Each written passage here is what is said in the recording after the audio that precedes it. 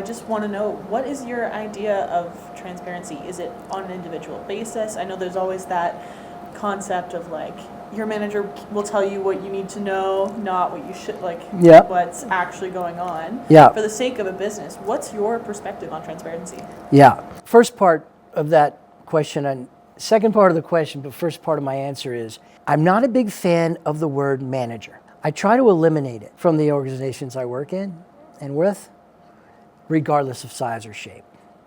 Because managers tell people what to do. Do you like being told what to do? Not often. Not often. Well said.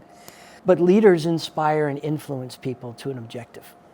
And so we want to install a leadership mindset throughout the enterprise, right? That's training. Transparency, however, one of my favorite words, and this will be an uncomfortable question. The good news is you don't have to answer it. But if you want to know what real transparency feels like, think about this. Tell me something about yourself you don't want me to know. Right. Yeah. Right. Mm-hmm. That's transparency. And so transparency in its purest form is very uncomfortable. And so we put masks in front of that, or layers in front of that. And so when you're trying to be a culture change agent, and you're trying to get the culture to be more transparent, you have to do it in stages. But you have to practice a high degree of transparency at the board level and at the C-suite level. If the C-suite or the board isn't being transparent with each other, if there's ulterior motives, you've got dysfunction in the room, and you've got to clean it up. So there is a fiduciary responsibility to a high level of transparency in high-performing organizations, but transparency is practiced by leading by example. So one of the things about me that I really don't want you to know is I hate driving at night. I'm scared of it, the older I get, right?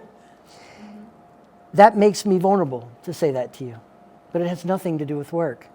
But yet, do you see how in this room right now, you feel like you can trust me a little more? Absolutely.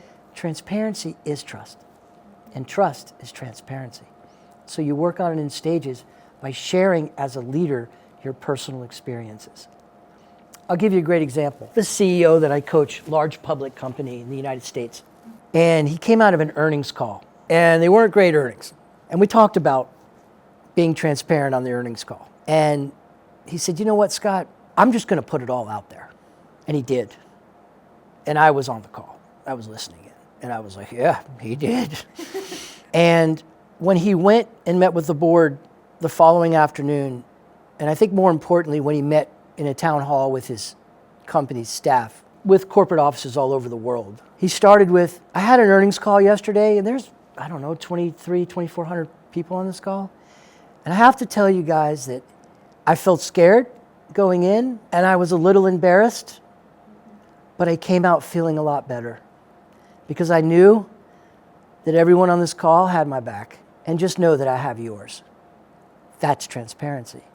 Discuss how things make you feel without sharing the things you don't necessarily want others to know.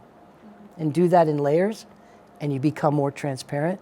And the more transparent you are, the more trusted you are, and the more trusted you are, and the more humble you are, and the more consistent you are, the better leader you are.